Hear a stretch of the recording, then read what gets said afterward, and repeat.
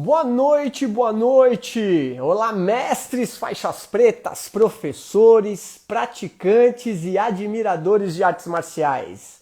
Bem-vindo novamente à nossa live. Hoje, com o grande professor,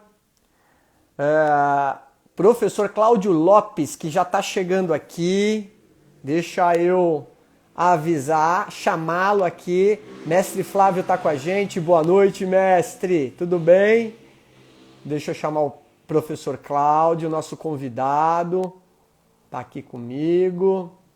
Aparecer. Anderson, boa noite, seja bem-vindo.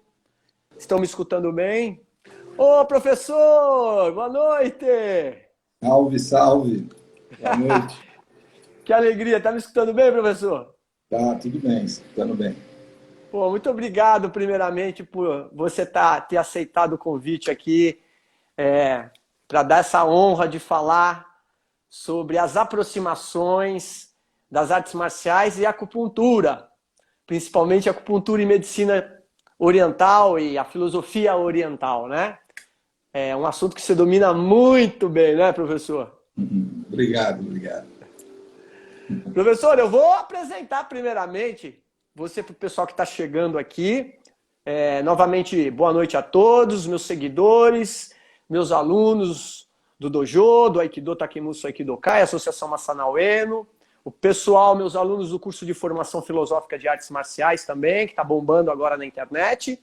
Eu estou aqui hoje com o professor Cláudio Lopes, que é formado em educação física, fisioterapeuta, analista junguiano, professor e coordenador do curso de especialização em acupuntura pela FACES, faixa preta, quinto dan de taekwondo pela ITF e técnico e ex-atleta da Seleção Brasileira de Taekwondo, e instrutor de Qigong e meditação Shine, a calma mental tibetana, e autor de vários livros e publicações na área da medicina tradicional chinesa. Eu esqueci alguma coisa, professor? Não, tá bom. Melhor Professor! Pode falar, Marcelo. Professor, eu queria que você falasse um pouquinho, antes de eu fazer a introdução ao nosso tema, nossa live de hoje, de como que foi a tua história dentro das artes marciais, como que você depois partiu aí para a área da medicina tradicional chinesa, como o senhor se tornou professor. Se você puder falar um pouquinho da história, isso é muito interessante para a gente, né? E para a gente saber também, né? Tem muita coisa aí, uma vida inteira aí dedicada às artes marciais, à medicina tradicional chinesa, à medicina, né, oriental. Me fala um pouquinho. Bom, boa noite a todos. Agradeço o convite, essa oportunidade. Eu acho que é um núcleo comum de muitos artistas marciais, né? Buscar a arte marcial no início como um processo compensatório, né? Compensando algumas inferioridades, né? que cada um de nós nem sempre tem a consciência, mas através do caminho, isso vai sendo trazido à consciência e vai fazendo todo o grande processo de transformação de cada um de nós, né? Então, com esse núcleo comum, eu perdi o pai muito cedo, com 3 anos de idade, e a partir dessa perda, eu ganhei muito peso, né? E fiquei um menino obeso. E é algo que eu luto a minha vida inteira com o peso, né? Então, eu era aquele gordinho preguiçoso, né? Então me botava na natação, nos esportes. E eu queria comer pão de queijo. Genial. E aí a primeira arte que eu tomei contato, ainda bem pequeno, foi o judô. E chegando lá, um grande exercício de humildade são as quedas, né? Então a primeira queda que eu tomei, eu assustei, falei, o que é isso aqui, né? Eu só vejo a vida em pé. E aí não me adaptei. E assim foi indo até que, em determinado momento, a iniciativa de dentro para fora me levou ao karatê, né? E eu fui aluno de um grande mestre na Baixada Santista, que é o Yoshide Shinzato, no estilo Shorin-ryu, né? Famosíssimo, digo de passagem. Um grande mestre e com muitos faixas pretas, né? Eu lembro das aulas de sábado na General Câmara com 50, 70 faixas pretas, né? Era muito bacana. Tinha gente de todo quanto era lado. E aí, a partir daí, eu fui entrando no processo de emagrecimento. E aí fui para o meu torneio, meu primeiro torneio de karatê na Baixada Santista, e surpreendentemente fui campeão. Né, Isso que época que foi, professor? Que época mais ou menos? 72, 74. Caramba! Lá atrás. Tô velho. Eu tinha 3 anos. Então. Genial. E aí, ali, depois, não existia a capoeira regional em Santos, né? Já depois, já faixa preta de karatê. Eu tive a minha primeira academia, não foi de karatê, foi exatamente de capoeira. Olha só que legal. E bem próximo da academia do professor Shizato, também na General Câmara. E eu era, aí já nessa época, um magrelinho, né? Então a gente trazia um mestre aqui de São Paulo, o mestre Galo, o mestre Antônio e o mestre Joel. E aí alternava as aulas entre o mestre Antônio e o mestre Joel, Galo, que tinha uma habilidade fantástica, né? E ali eles foram nos formando, né? Então eu fui até o cordão trançado de capoeira. E aí chegou a época de vir para São Paulo, né? Quando chegou em São Paulo, eu tive dificuldade de achar um karatê Shorin. E aí fui fazer o karatê Shotokan, depois o Ademir, Kyokushin, até que eu encontrei o mestre Samin-Cho do Taekwondo, né? E ali fiquei, né? Até o quinto dan, que depois as outras atividades de consultório, de cursos, não permitiu mais que eu tivesse a mesma frequência na academia. Então eu fui aluno direto do mestre Samin-Cho, isso já era 77, 78. Eu não sou muito bom. Eu tenho alunos que às vezes eu pergunto: que ano foi? Quando foi? Eles têm uma ideia melhor dessas datas, né? Entendi. E como foi a sua ida, professor, pro lado da medicina chinesa? Nessa época de 74, eu fui aluno do professor Kikuchi de macrobiótica. Sim. E eu andava aquele macrobiótico bem chato, que andava com uma maletinha. Com arroz integral, né? Integral, tem aquela cara saudável. O Gessal. Aquelas olheiras fundas. Genial você está falando isso. Então, ali eu frequentava, porque eu morava ali na Santa Cecília, e eu frequentava um restaurante macrobiótico chamado Arroz de Ouro, no Lago do Aroche. E foi ali que eu conheci o professor Juraci Campos Cansado.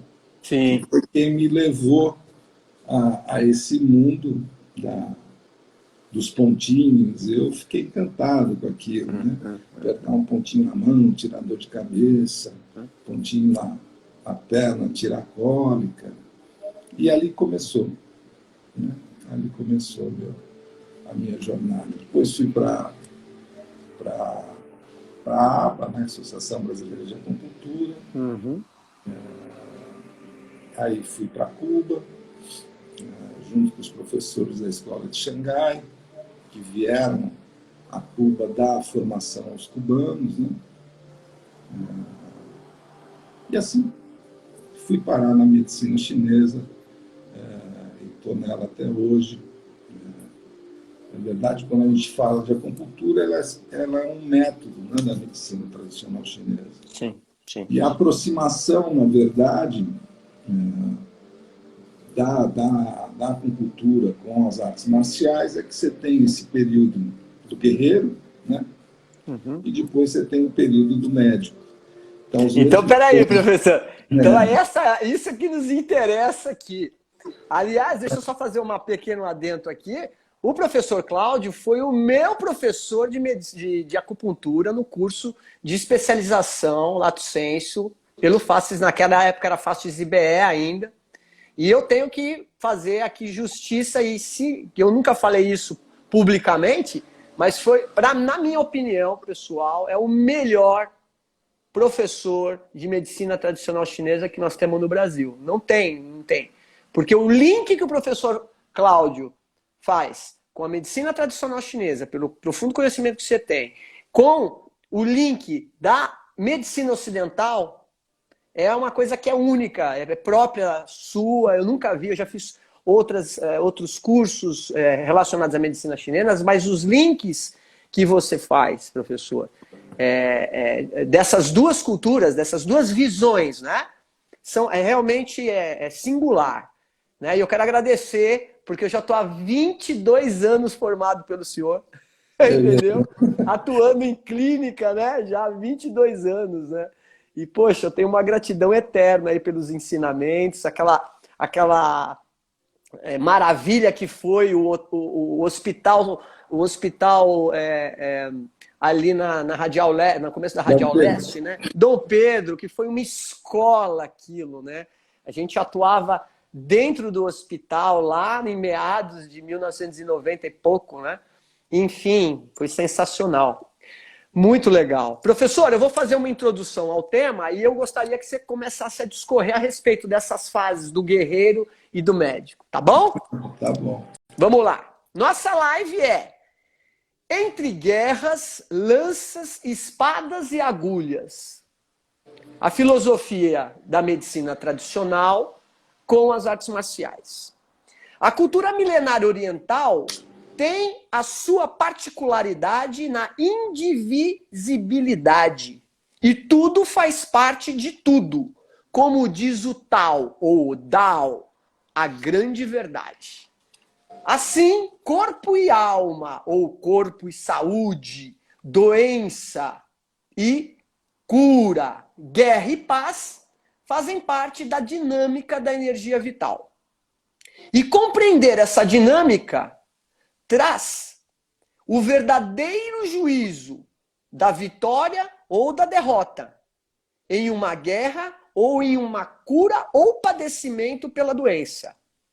Ambos os campos de batalha, o corpo e a mente, dentro desta ciência oriental, obedecem à mesma energia vital.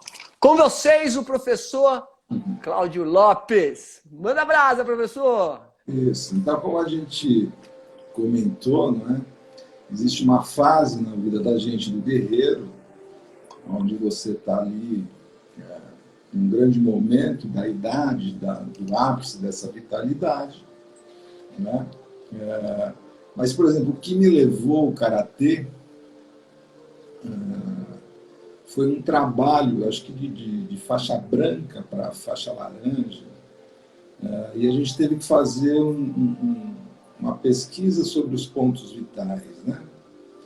Então, ali, a descoberta de que existia essa coisa de enfiar a agulha para ver quais eram os pontos vitais, né? Isso me intrigou, me aproximou bastante da arte marcial. Então, esses mesmos pontos que ao bater, né, faz com que a gente perca. Primeiro, a ideia de armas, né? Então, quando você bate com um soco, né? Isso aqui nunca deve ser aplicado nos olhos, né? Nos olhos você aplica os dedos, mas ele encaixa direitinho aqui um filtro nasal. E esse mesmo ponto que te apaga é usado na medicina para te reanimar. Né? Perfeitamente. Aí é já a visão das duas polaridades, yin e yang, né? A mesma região, o ponto que te desmaia, te acorda, né? É genial isso. É genial, né? Então, essa ideia do guerreiro e do médico. Mas, na verdade, esse caminho do Bushido, né? Que é o caminho do guerreiro, esse do é o mesmo do Tao, né? Então, do Judô, do Karatê do Taekwondo, esse do final, ele tanto é que em chinês, Taekwondo fala Techuan Tao, né? Que quer dizer pé, mão e caminho. Né? Então, esse Tao é uma coisa fantástica, né? Porque na cosmogonia ele vem dessa ideia de um grande vazio, né, chamado de Wu-Wei. Né? Então, aquilo que Paracelso chama do incriato, é aquilo que não foi criado. Né? Ou a outra ideia de uma massa caótica. Né? Essas duas definições elas se misturam. Né? Então, a partir desse Wu-Wei, que é um grande objetivo, né, de você ter a sua mente na hora de um combate, que através desse estado de vazio se fala, né, que o bom lutador é aquele que bloqueia o ataque ainda quando esse existe na mente do adversário. Né? Então, quando essa mente está repleta de inquietação, de produções mentais, a gente não consegue ter essa dimensão, né, que o caminho da arte marcial propõe para os praticantes seguirem. Né? Porque, na verdade, depois do Wu-Wei, nós temos essa ideia, né, do Yin e do Yang. Né? E depois do Yin e do Yang, você tem a ideia dos 5 elementos. Né? Perfeitamente. E depois desses 5 elementos, você tem uma expressão que fala das 10.000 coisas. Né? Ou seja, essa é a ideia da cosmogonia do taoísmo. Quando você se interessa por ele, você vai entender que teve um período na China chamado Estados Combatentes, 220 a.C., mais ou menos. Então, era uma época que os 6 reinos mais importantes combatiam entre si. Né? E aí vem um senhor chamado Lao Tse. Lao Tse. Que vem com essa ideia da não ação. Né? Então, essa não ação pela ação é essa contraposição a esse momento, né, de muita violência, de muita guerra. Então, ele propõe a não violência. Né? E a primeira violência que nós cometemos, né, é contra nós mesmos. Aí, junto com isso, nasce a expressão Ziwo, né, que é de autocultivo. Né? Então, isso é uma coisa que a gente tem que tomar cuidado, né, para não perder dentro da prática das artes marciais, seja qual seja a técnica. Né?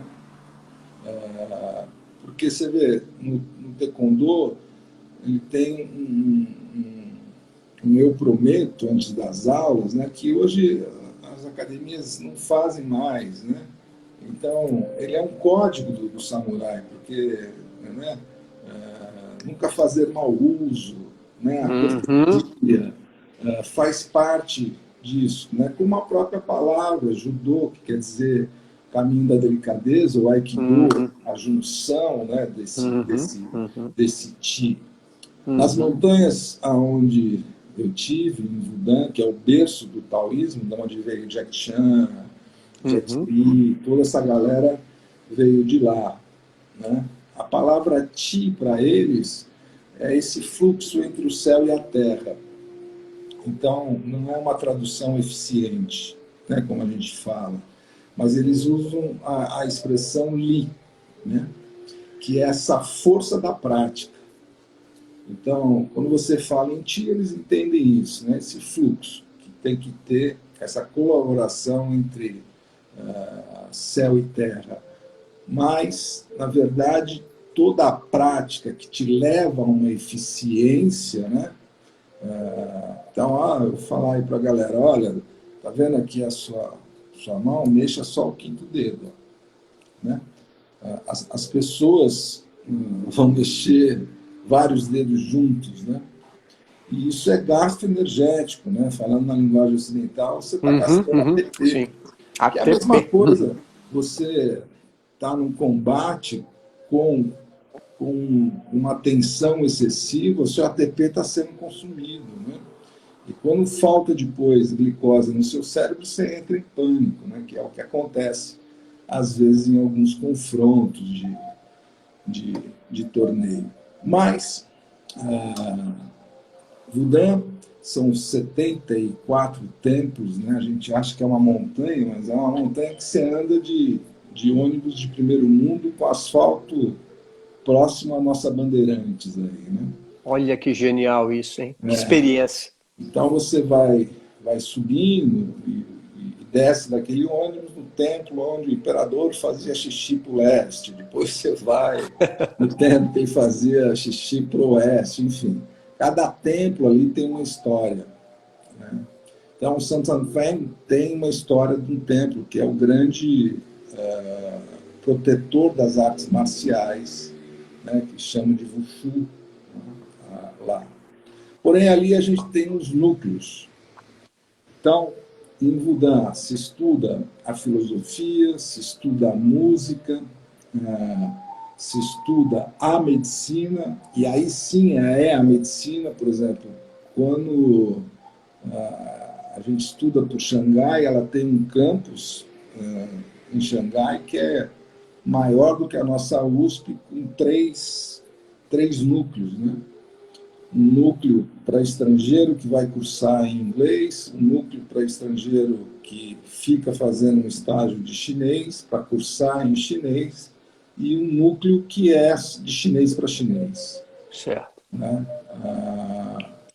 E aí depois você vai para o Hospital de Longhua, que é integrativo, que é o modelo que a gente implantou no Hospital Dom Pedro, né? Sei. Essa necessidade de conhecimento das duas medicinas. Então, o terceiro andar desse hospital, ele é inteiro de medicina tradicional chinesa com as especialidades, né? Então, Neikan é a medicina interna, Waikan é trauma, ortopedia, proctologia, depois Fukan, ginecologia, Arkan, pediatria, Wokan, cabeça e pescoço, e Kyukan, urgência.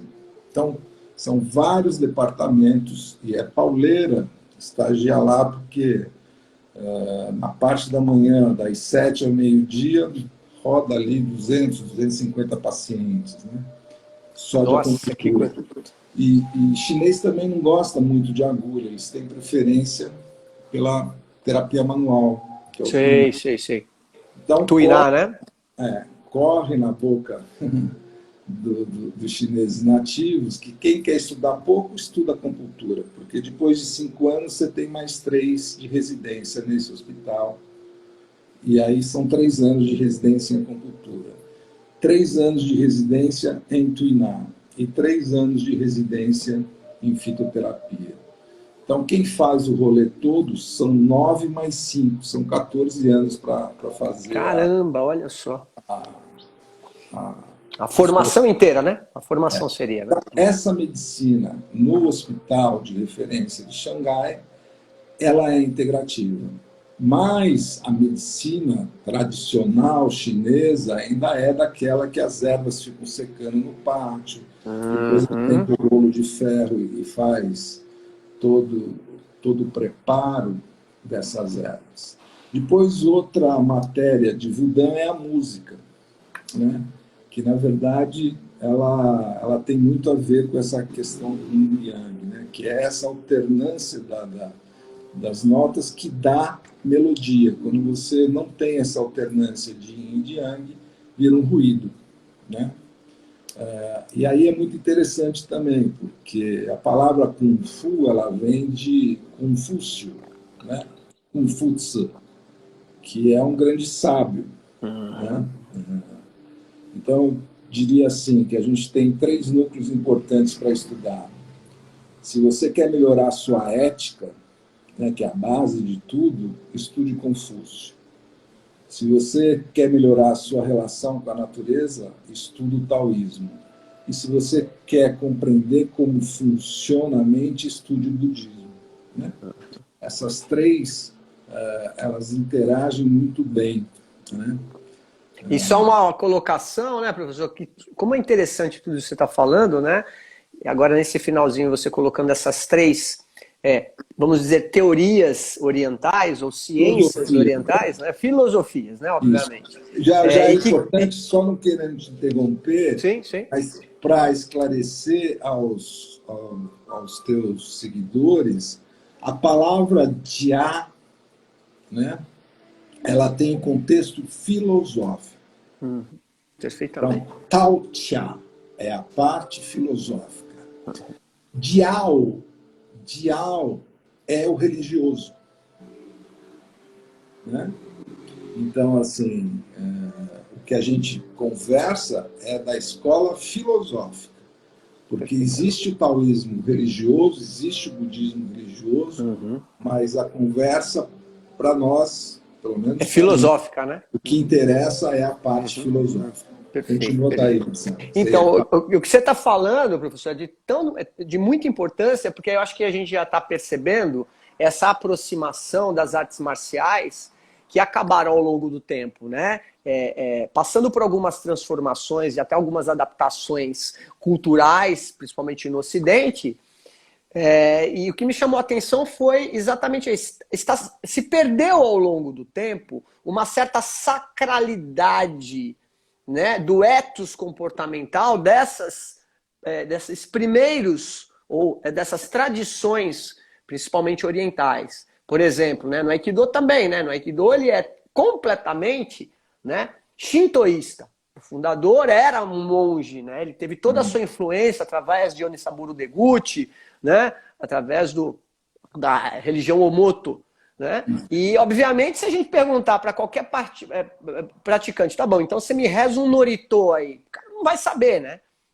Obviamente não precisa tanto, mas se perde essa sacralidade. A minha pergunta que eu tenho para você, professor, é o seguinte, o que você percebe dessas 2 ordens filosóficas, a ordem da marcialidade, da ordem da medicina tradicional chinesa, que se realmente o senhor percebe essa perda dessa sacralidade, ou da compreensão, né, dessa tradição, que ainda hoje é importante, que ainda hoje tem um efeito muito contundente no que diz respeito à prática de uma arte marcial, na transformação de um indivíduo melhor, mais saudável, mais consciente, e também na prática da própria medicina chinesa, da acupuntura. Que hoje a gente vê, por exemplo, a acupuntura médica, né? Não desmerecendo, mas eu queria saber como que o senhor entende, como o senhor tateia essas questões, né? Do tradicional antigo, a perda da sacralização e dessa contemporanização das artes marciais e da acupuntura. Você tem um fator importante entrando nessa história, né? Na tradição, a arte marcial era praticada para preservar a sua vida, né? Hoje, nós temos o contexto do esporte. Então, muitas vezes, né, quando eu chego na academia, na minha época, né, se chegasse um graduado maior, todo mundo como um vestiário militar, né? Sentiu?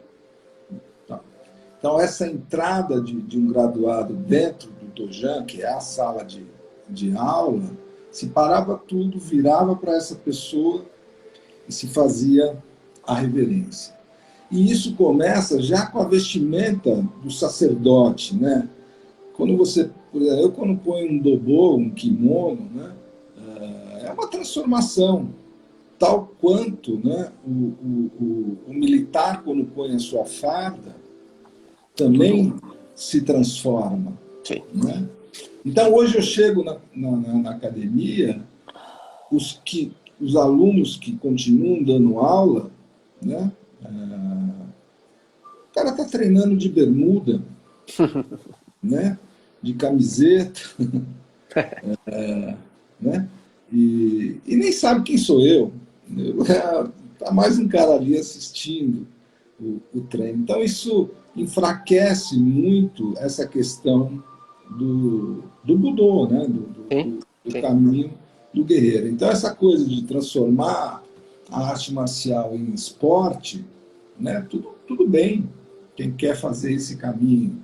Mas a base dela não pode ser perdida nesse contexto da ética. Voltando na ética de Confúcio, eu convido os seus seguidores a pegar um papel e escrever o número 1. Né? O número 1 é a ética. Aí depois, a cortesia, você põe um 0 atrás do 1. Então você tem o número 10. Né? Depois você põe a hierarquia, mais um 0, você tem o número 100.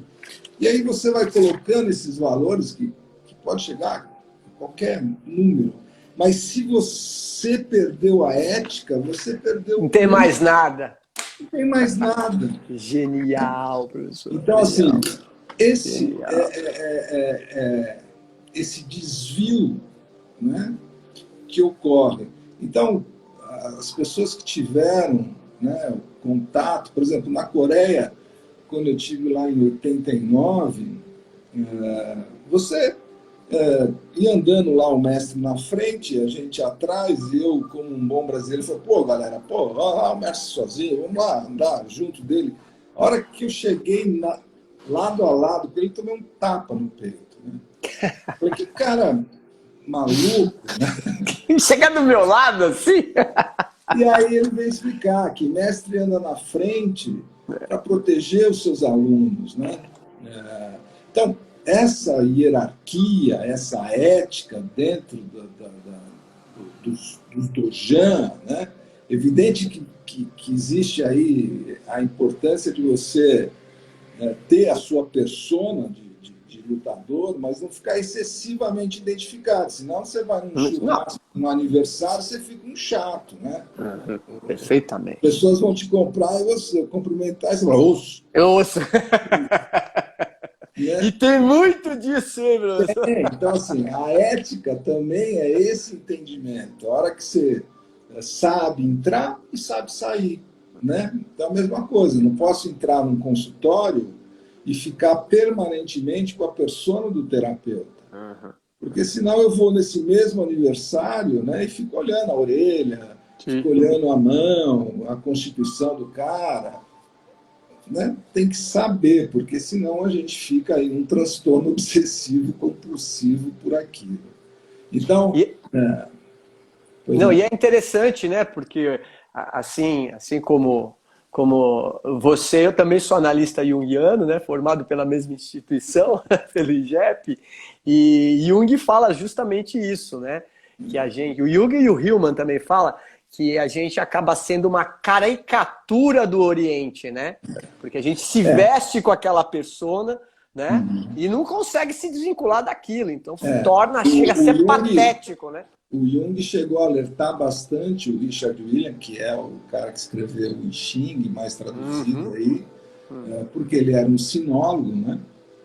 E Jung alertava constantemente a ele que ele era um ocidental pensando como um oriental.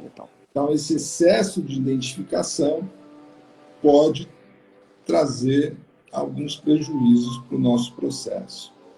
Mas entrando nisso, os chineses, dentro da arte marcial e dentro da medicina chinesa, eles têm uma expressão chamada de Sanpao, né? Sanpao é exatamente isso, né? O Jin, o Qi e o Shen, né? Então, poucas pessoas percebem é que isso é um trabalho alquímico, aonde o Jung chama isso de vitriol, né? Vitriol é a descida ao centro da Terra. Então, uma das traduções em dicionários chineses que você encontra de Jin é de lama, né? Como a questão do Sutra da Flor de Lótus, né? Que nasce no lodo, se limpa na água e a sua beleza aparece na superfície. Então, na minha época, com o mestre Sanmichô, sempre antes da aula, a gente fazia um pequeno... uma pequena diferenciação, porque a gente vem da rua, né, e entra no dojan, que é um solo sagrado, você tem que ter esse átrio, como tem em toda a igreja. Né? Quando você sobe aquela escadaria, você tem aquela antessalinha, antes de abrir a porta da noiva, né, e tem duas portinhas laterais. Isso se chama átrio, como tem no teatro. Então você não pode comemorar um gol do Corinthians, do Palmeiras, do São Paulo dentro da igreja. Perfeito. Né? Então, também, se você entra num êxtase místico lá dentro, que você teve uma conexão com o divino, você também não pode sair para a rua. Você tem que passar por essa sala de descontaminação, que é o átrio. Então a galera chega para treinar, chega chegando, né? Então, assim, essa sentada inicial antes do treino é exatamente passar por essa cama de descontaminação. Evidentemente que, por exemplo, em Neidan, o tempo para as coisas acontecerem são 4 horas sentados. Né? Então, no início de uma aula, você fica ali 3, 5 minutos. Ok. Mas isso não é para entrar em meditação, é simplesmente para você assentar, né? Assentar, né? Chama Anzuo, né? A expressão da postura birmanesa, né? Então, se perdendo isso, porque o que o Jin representa? Aonde é o nó da faixa, né? Por que você amarra a faixa ali? Porque é para você lembrar que você tem o teu centro de gravidade, que mesmo durante... Né, como é que você faz a queda no Aikido? Baixando o centro de gravidade. Perfeitamente. Não é isso? Então, a gente no Taekwondo, que utiliza... A ideia é utilizar o pé e a mão no mesmo contexto de velocidade, de habilidade, mas para isso eu preciso ter um centro. Né? Senão eu chuto e eu me desequilibro. Né? Então, o nó da faixa, ele te lembra muito essa questão. Né? Então, esse símbolo é meio tardio, né? Porque foi o Jigoro Kano que no século XIX, por ali, implantou esse sistema de faixa. Né? Sim. Bom, mas esse nó da faixa, né? A faixa tem muitas representações. Por exemplo, no Taekwondo ITF é faixa de uma volta só, porque ela representa uma única dedicação. Né? A arte, ao mestre. O mestre, né? A devoção, não é isso? É isso, o respeito, a ética da coisa. E depois, o branco representa a pureza, o amarelo a terra, o verde essa planta saindo da terra, o azul se aproximando do céu, o vermelho o perigo e a preta a ausência do ego. Então ocorre exatamente o contrário, né? O contrário. O osso. Aqui é o inverso, né? Então, assim, eu lembro que... Aqui é o inverso, né? quando eu saí do gordinho e me tornei o faixa preta campeão, todo mundo queria ser meu amigo. Cuidado, ele é faixa preta, né? Então é um excesso dessa persona que muitas vezes pode nos desviar desse esvaziamento, porque é exatamente o contrário, né? É sair do apego. O preto significa essa ausência do apego, né? E o apego, os chineses chamam de 6 ladrões, né? Os 6 ladrões são os nossos órgãos dos sentidos, né? Então, primeiro vem o desejo de se tornar faixa preta, né? Quando você desperta o desejo, você tem o apego. Pronto. Você acabou a posse, né? É a posse. Né? Também dentro do mecanismo chinês, eles chamam de 3 vermes, né?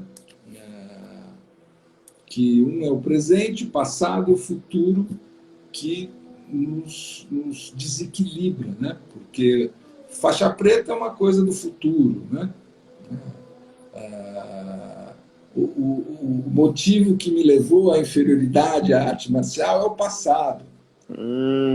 Né? E o presente passa, porque você não tem foco. Você, da mesma maneira que você treina o seu corpo, você necessita, né, de criar condições para os seus neurônios fazerem uma rota para achar esse lugar do vazio. Perfeito. Então, essa é a função do Jin, que é representado pelo preto. Mas, quando o Jin se transforma no Qi, né, é para que exista o confronto. Então, assim, se você frequenta um dojan, se você frequenta um terapeuta, naquele que ele concorda com você, passa a mão na sua cabeça, não tem o confronto. Não tem o confronto. E é um confronto no bom sentido. Porque se você resiste o confronto do yin e do yang, né, você tem o nigredo, que é o Jin, confrontando com o albedo, que é o Qi, para criar o rubredo, que é o Shen, que é o espírito. Né? E é nesse confronto que o grande guerreiro consegue suportar esse yin e yang, né, que é tese, antitese, síntese. Eu tenho uma tese do Cláudio. De repente você me mostra uma antitese dele. Você falou super bem de mim aí, tá? Que bom. Ai, meu ego... Né? Aí chega alguém e fala, não. Então, esse confronto da sombra, né, usando a linguagem junguiana, é que te dá o terto não dato, que é um terceiro elemento não dado, que é a ampliação da sua consciência através da arte de inserir. Sim. Ou da arte de Marte, que é a arte marcial. Sensacional. Então, assim, arte vem de alma e vem de caminho. Arte é o caminho da alma. E como a alma se expressa? A alma se expressa via a trazida, a subida do inconsciente à consciência. Então, para que serve os treinos? Exatamente. Então, assim, se você me dá um chute, um soco, uma queda, a gente cumprimenta por quê? Primeiro, porque eu estou emprestando o meu corpo para você bater. Né? E segundo, se você bateu, você está me mostrando que existe uma falha no meu sistema Wei de defesa. Né? Perfeitamente. Então, assim, na medicina, o Wei Qi é o nosso sistema imunológico, e no combate, o Wei Qi, porque essas expressões foram escritas nos estados combatentes. Então, ou seja, os estados de guerra, né?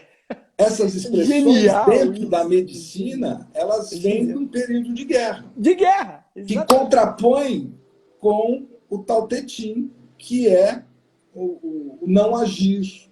Né?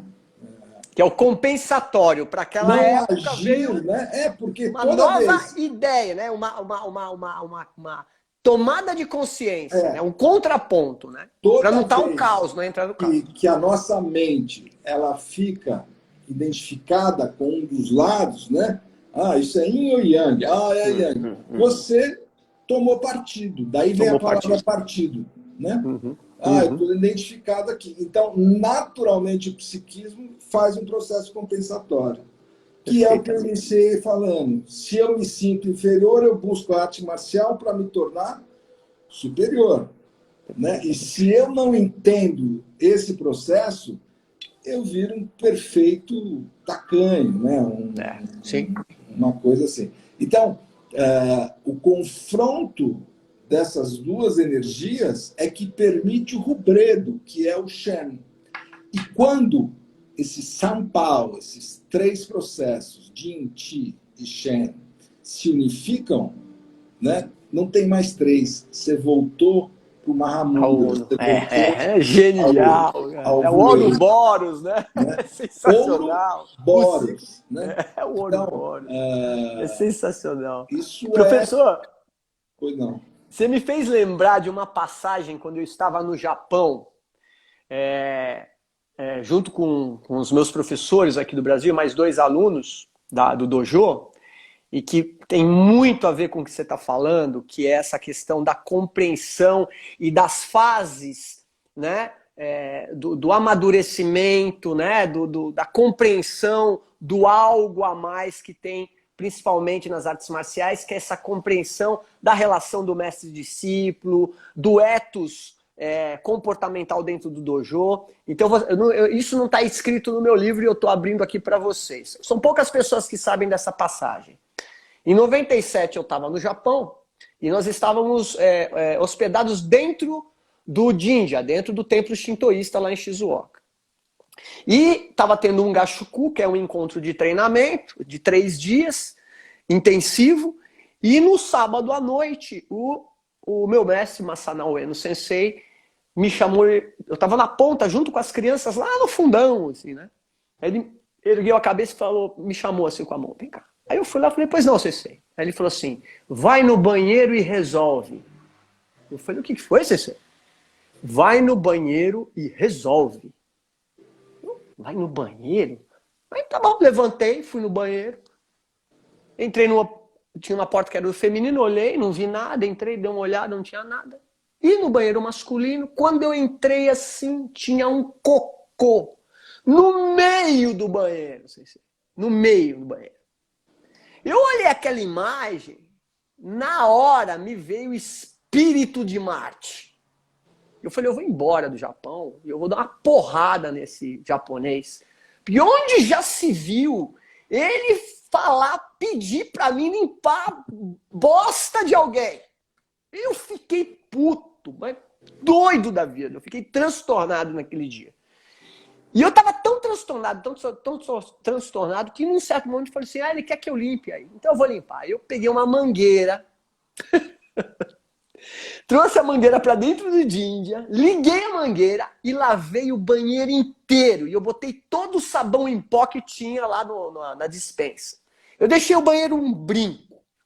Aí demorou uns 40 minutos. Aí voltei pro espaço onde estava tendo a festa e voltei lá pro fundo. Aí ele ergou o pescoço de novo pra mim e falou, fez assim de novo. Eu falei, não é possível. O cara tá tirando uma com a minha cara. E aí eu fui doido já. Eu falei, eu vou dar uma porrada nele na frente de todo mundo e dane-se. Onde já se viu? Aí eu cheguei, pois não, Sensei. Aí ele olhou pra mim assim, senta. Aí eu sentei. Pois não, Sensei, o que o senhor quer? Ele falou assim, você foi banheiro? Eu falei, fui sim, senhor. Resolveu o problema?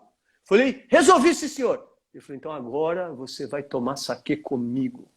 E eu fiquei a noite inteira, ele e todos os graduados. Estava o presidente da nossa associação, né, da Takemusu Kai, e aí ele foi delicadamente dispensando as outras pessoas, e eu fui o único ocidental que permaneci com ele lá.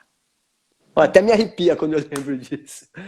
Né? Então é justamente isso, né? É aquela coisa que você tem que mergulhar nas entranhas, né? Naquela lama. E o grande mestre é o grande condutor disso, assim como o mestre das agulhas, né? Não é você simplesmente aplicar uma agulha num ponto lá, ter lá os meridianos e o mapa e achar, né? Quer dizer, tem algo a mais ali, tem quase uma entrega total para o teu paciente, né? Uma alquimia junto com o teu cliente, com o teu aluno, né? Então é genial isso que você está falando, né, professor? Pô. Na verdade, são situações que as artes nos impõem, né? Que é como em quartel. Você só vive lá, né? Quando o superior te dá uma ordem, vai limpar o banheiro, vai colher o lixo, né? Então, esse é um grande exercício da inclusão. Porque qual é o grande objetivo do taoísmo? É ser incluso. Então, por exemplo, a sua reação que te moveu, emotion, né, a emoção, foi excluir essa possibilidade. Exatamente. Né? E no momento que você incluiu e fez bem feito... Com raiva. Serviço, né? Eu fiz bem feito. Mas você vê como a raiva ela é poderosa, ela te movimenta. Exatamente. Né? Então não importa, você foi. Você poderia ter ficado paralisado. Né? Tacado fogo no Didia. Então, na verdade, se a raiva é bem canalizada, né, ela tem um poder de transformação muito grande. O grande problema das emoções é quando você estaciona nela. Né? Imagina, sei lá, quantos anos isso já passou e você ainda sentisse raiva. Nossa. Né? Então, é mais ou menos assim, olha, o caboclo vinha passando ali no viaduto do chá e de repente alguém deu um empurrão nele, ele quebrou a perna, nem lembra de nada, e aí ele foi lá internado com o braço quebrado. Né? E aí, qual é o sentimento que ele tem por essa pessoa que empurrou, que ele nem sabe quem foi? Raiva. Né? Mas aí alguém gravou a cena do alto do viaduto e, na verdade, essa pessoa que empurrou salvou ele de uma barra de ferro que ia cair na cabeça dele. Então, salvou a vida dele. Então, no momento que ele vê essa cena, o sentimento que era de raiva se tornou gratidão. Né? Então, isso é para que a gente entenda a impermanência das coisas. Perfeito.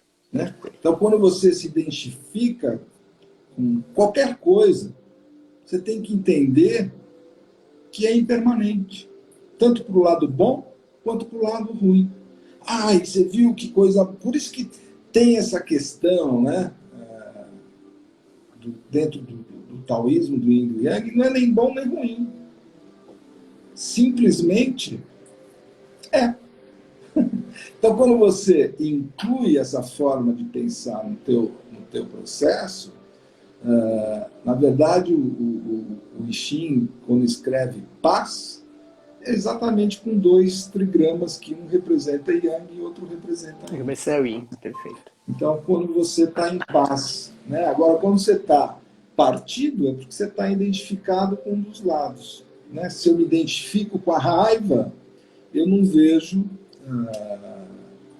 o outro lado, a oposição dela, que seria a gratidão. Tá? Então você vê que nessa história que você conta, você passou da raiva para a gratidão de sentar do lado de um grande mestre. Né?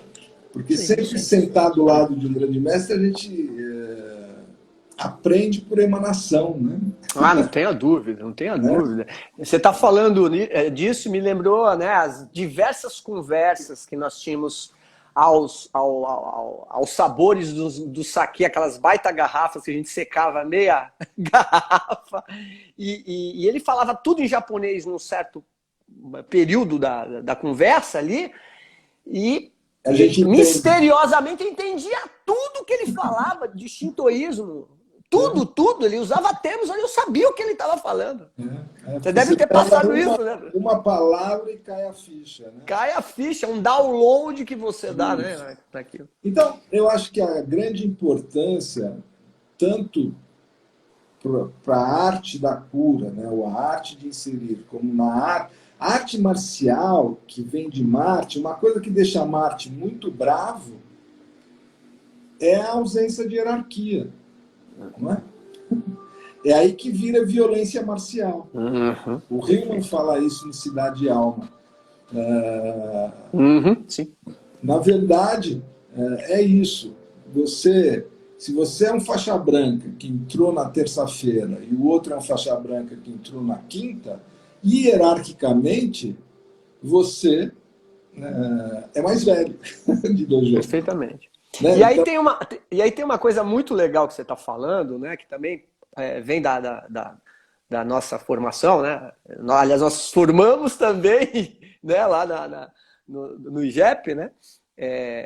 Que é a questão da aceitação dessa energia yin, que teoricamente é a energia feminina, né? A gente encontrar em nós como homens, falando como homens, né? Do sexo masculino, né? Já que dentro de uma ideia mais polarizada ou mais contemporaneizada, até muito bem pouco tempo atrás, e ainda se veste as artes marciais dessa coisa dominada pelo patriarcado, dominada pelo macho alfa, que tem que ser né, ignorante, forte, né, com cara de mal, com a orelha estourada, né? Então, lembrando que Marte, né, principalmente dentro da mitologia romana, ele foi derrotado por uma mulher, né? De uma maneira muito sutil, né? Que é porque Atena, né? nessa descida ao inconsciente, nós precisamos desse contraponto, né, do jovem yin, do jovem yang, né, que é a ânima e ânimos. Perfeito. Né? E a própria vestimenta, por exemplo, principalmente da tua arte, né, você vê que ela tem uma saia, né, para ocultar Sim. o posicionamento do pé, não importa esse significado. Sim. O padre tem a batina. Perfeito. E na China, antes de entrar a figura do Yi Shan, que é o médico que nasce nesse período dos estados combatentes, você tinha a figura dos xamãs. A palavra Wu xamã, ela é chinesa. Né? Então, Wu xamã, você vai no dicionário chinês, é wizard, bruxa. Bruxa. É muito legal, professor. Isso era feito pelas mulheres das aldeias. Então, nós estamos conversando de uma época pré-dinástica. Sim. Né? Então, eram as mulheres que tinham o compromisso da cura. Da cura. Né? E a cura, eu fui aprender, agora morando em Minas, né? Queijo curado. Né? Daí, que passa pela cura. Que passa pela cura, que é a condensação. Né? Então, genial. A condensação, quando você faz a descida ao vitriol, em Wudang a gente faz Ishotantian, que é o primeiro mudra dentro de 108 mudras dentro do taoísmo. Né? Então você faz isso, faz isso, faz isso, faz isso. E aí você formou o Yin Yang. Né? Genial. Então, isso aqui é a proteção disso aqui. Do Tantian inferior. Né? 1, 2, 3. Isso aqui é o inconsciente e o consciente. Né? E aqui depois eu vou para o duelo do Yin e do Yang. Né? Do confronto. Né? Então, você quer ir no cinema, eu quero ir no teatro. E a gente entra numa discussão que perde o horário do cinema e perde o horário do teatro. Porém, nós resolvemos comer pizza. E aí toma um saquê com a pizza, não sei o quê. Né? A gente chega à conclusão que terça nós vamos no cinema e na quinta nós vamos no teatro. Esse é o terto non datum. Esse é o terceiro elemento que não tinha sido dado. Foi conquistado, né? Então, isso foi criado através desse embate. Quero ir no cinema, quero ir no teatro. Né? Então, é isso. Né? Se você souber, dentro da arte marcial, que no momento em que aquele soco vem com um yang poderoso, né? E se você souber incluir aquilo, você transforma o Yang Yin, né, que é o efeito enantiodromia, né, da enantiodromia é o efeito do contrário. Então, nesse momento, você vai para o contragolpe, né? Nesse momento, você projeta o seu adversário. Exatamente no extremo da força, você fica débil, né? Fica fraco. Então, é importante, né, o entendimento disso tudo. Esse é o grande caminho do guerreiro, né? Da mesma forma, quando você põe um ponto distal, né, aquele problema. Então, o cara está com dor de cabeça, você não enche ele de agulha aqui, você põe no pé. Porque é como se você tivesse a artilharia, né, das flechas, né? Você vê sim. Para depois a infantaria chegar. Você enfraquece esse excesso que está no alto, chamando ele para baixo, né? E aí depois você chega no ponto local. É a mesma coisa. Professor, que aula, professor! Que aula! A gente tem que fazer outra live para dar continuidade. É muito legal. Professor, nosso tempo está acabando. Tá Queria bom. que você desse um fechamento. Não, pô, acabou não, peraí. Dá um fechamento disso, porque tá muito legal. Pô, Então, o pessoal, aliás, está adorando aqui, olha. Então, na verdade, Muita, né? acho que a expressão japonesa, né, de Sanshin, né, ele lembra essa questão do vazio. Então, você vê que o budismo Chan, na China, ele vem de Shaolin, né? Perfeito. E o taoísmo vem de Wudang, né? Mas é a mesma coisa, esvaziar o coração, né? Então, que cada prática que você entra no espaço do sagrado, que é o seu dojan, ou o seu consultório, você consiga fazer isso de forma vazia, serena, em paz, né? Então, o grande momento que se prepara para a guerra é durante a paz, não durante a agitação. Durante a agitação. Os! Olha, eu tive Muito hoje bem. aqui essa live sensacional com o professor, faixa preta de Taekwondo Quinto Dan, Cláudio Lopes, poxa, meu professor de acupuntura, que tanto eu aprendi, que me ajudou a me profissionalizar. Hoje atendo há mais de 20 anos e só tenho gratidão a dar para você, uma cabeça genial. Acompanho a sua jornada já há muito tempo. Dei aula com o senhor, a convite do senhor, pelo Faces também, né? Tive a oportunidade de aprender muito quando eu estava dando aula. Eu tive que correr atrás mesmo do estudo, né? Porque o senhor me colocava numas berlindas ali, dar aula para médico, vai estudar patologia, vai... Então foi um grande aprendizado, professor. E hoje eu aplico... Melhor forma de aprender é dar aula, né? Nossa, genial. Tanto que me tornei um professor, né? Não teve jeito. Hoje eu já não pertenço mais ao quadro de docência da Faces, né? Tem o meu próprio instituto, né? Que é o Instituto Cláudio Lopes. Mas foi uma grande jornada. De 24 anos, eu acho que eu fiquei ali. Como o professor Waldemar também, agora tem o IGEP, né? Sim.